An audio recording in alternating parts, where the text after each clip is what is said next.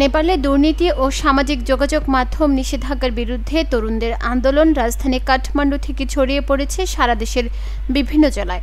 সহিংসতায় নিহত হয়েছেন অন্তত ১৯ জন, আর দেশ জুড়ে একাধিক এলাকায় কারফিউ জারি করেছে প্রশাসন।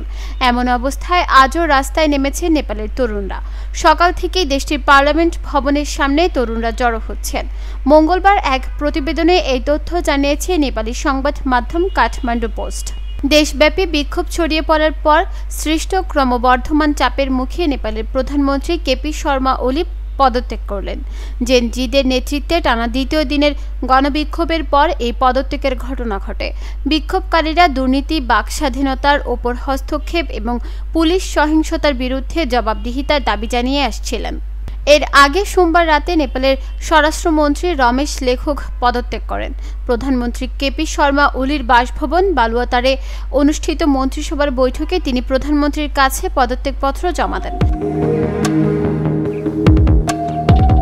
বৈঠকে উপস্থিত এক মন্ত্রী জানিয়েছেন, জেন জি বিক্ষোভে সোমবার কাঠমান্ডুতে ১৭ জন এবং ইতাহারিতে ২ জন নিহত ও ৪ শতাধিক মানুষ আহত হওয়ার পর নৈতিকতার কারণে লেখক পদত্যাগের সিদ্ধান্ত নেন। আজ মঙ্গলবার বিক্ষোভকারীরা প্রধানমন্ত্রী কেপি শর্মা ওলি ও রাষ্ট্রপতি রামচন্দ্র পৌডেলের বাসভবনে আগুন ধরিয়ে দিয়েছে।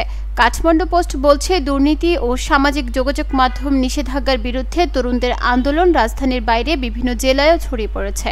সোমবার দেশ জুড়ে একাধিক শহরে তরুণরা বিক্ষোভে অংশ নেন।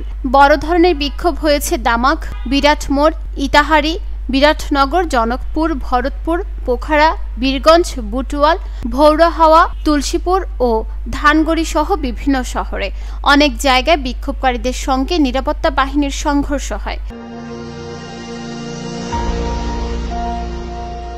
নেপালে চলমান রাজনৈতিক অস্থিরতা ক্রমশ বাড়ায় প্রধানমন্ত্রী কেপি শর্মা ওলি এবং অন্যান্য শীর্ষ নেতাদের নিরাপদে সরানোর ব্যবস্থা নেওয়া হচ্ছে। ত্রিভুবন আন্তর্জাতিক বিমানবন্দরও সাময়িকভাবে বন্ধ করার প্রস্তুতি চলছে।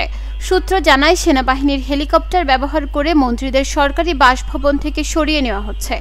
গুরুত্বপূর্ণ সরকারি কর্মকর্তাদের নিরাপদে বিমানবন্দরে পৌঁছে দিতে অন্তত ৫টি হেলিকপ্টার মোতায়েন করা হয়েছে। সাম্প্রতিক পরিস্থিতির কারণে নেপালে অবস্থানরত বাংলাদেশি নাগরিকদের বাইরে না যাওয়ার পরামর্শ দিয়েছে সেদেশে অবস্থানরত বাংলাদেশের দূতাবাস। সেই সঙ্গে দেশটিতে নতুন করে ভ্রমণ না করার নির্দেশনা প্রদান করা হয়েছে।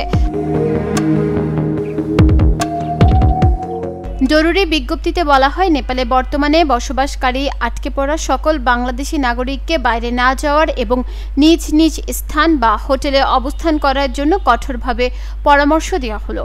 সেই সঙ্গে উদ্ভূত নিরাপত্তা পরিস্থিতির কারণে ভ্রমণ ইচ্ছুক সকল বাংলাদেশি নাগরিককে আপাতত নেপাল ভ্রমণ না করার নির্দেশনা প্রদান করা হচ্ছে। উল্লেখ্য, গত সপ্তাহে নেপালে ফেসবুক, এক্স এবং ইউটিউব সহ বেশ কয়েকটি জনপ্রিয় সামাজিক যোগাযোগ মাধ্যম বন্ধ করে দেওয়া হয়। সরকারের নতুন নিবন্ধন ও তদারকি নীতি মানতে ব্যর্থ হওয়ায় এই পদক্ষেপ নেওয়া হয়েছিল।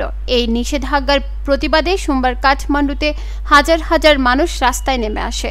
জনতা সংসদ ভবন ঘিরে ফেললে পুলিশ বিক্ষোভকারীদের ওপর গুলি চালায়।